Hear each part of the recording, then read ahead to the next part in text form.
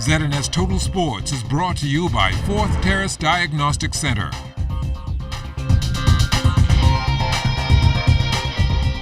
Good evening, Bahamas. I'm Kelsey Johnson. Welcome to Sports Friday. After learning that they will not be able to compete at the Central American and Caribbean Bodybuilding and Fitness Championships, a 10-member team decided to still represent the Bahamas. So they packed up and headed to Canada to compete in the Ben Weider Legacy Cup. The team's collection from the International Legacy Cup included gold and silver medals as well as a pro card. Team Bahamas still one of the best teams in sports today as we travel the globe outside international competition, that we always will represent well. We will come back with hardware every time we move. I'm so happy about this team that travel. We will continue to push along. A lot of them already expressed that they will be right back in the trenches. We are now pushing along for the next upcoming event, which is the Pharaoh Classic, which is going to be on November 4th at the Loyola Hall Auditorium on Gladstone Road. We're looking for the public to lend us full support once again. All the bodybuilding enthusiasts, fitness enthusiasts, along with our fans, friends, the family of these fine athletes. We're looking for you guys to come out and give us some help, give us the support, encouragement for these athletes, to let them know how much we love and appreciate them. Reflecting on the many contributions made by his father, Sir Dewart Seawolf Knowles, his son Randy also recalled the times shared navigating the waters. He deserves a lot of it for what he's done for the country, in advertising it and promoting it. And he's a good man. He doesn't, never does anything wicked other than maybe insult people a few times. But other than that, and when I was growing up, he crewed for me and helped me with the sailing, and he purchased boats for me and sails and whatever. And he was just an icon for me, through the years. Just getting into it.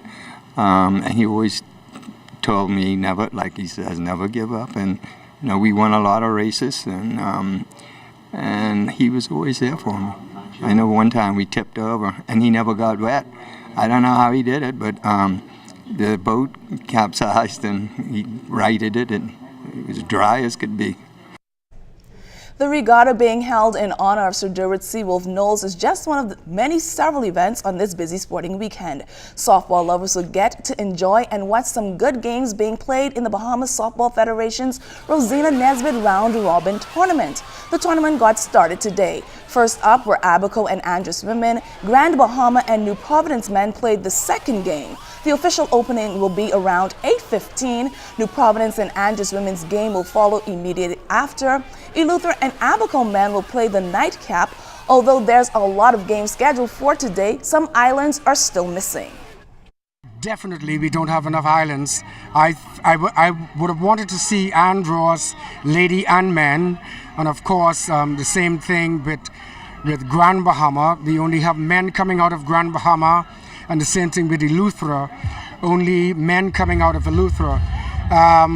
But of course we would want to have Exuma, Long Island, and all of those on board. Hopefully we'll push for that in the upcoming 2018 BSF National Round Robins.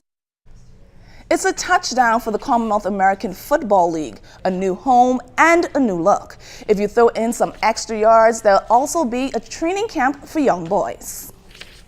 The venue has changed. It's actually in the front of the National Stadium. Right now, the field, the NSA is doing some work on the field because there's a drainage issue. And so once that is sorted, I believe it's going to be sorted out shortly. But the training for the kids will continue. And so we have it scheduled for the CAFL for November 4th rather than 28th because of the field issue at the stadium. But the November 4th, we're hoping that kicks off then. If not, then of course the following week, based on what work they're doing at the field because of the drainage. It holds a lot of water when it rains.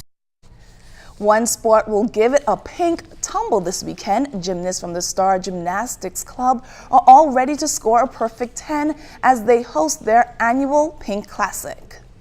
This is our annual cancer event. We call it Flips for the Cure, Stick It to Pink. It's our fundraising event to raise money for to raise money for cancer support.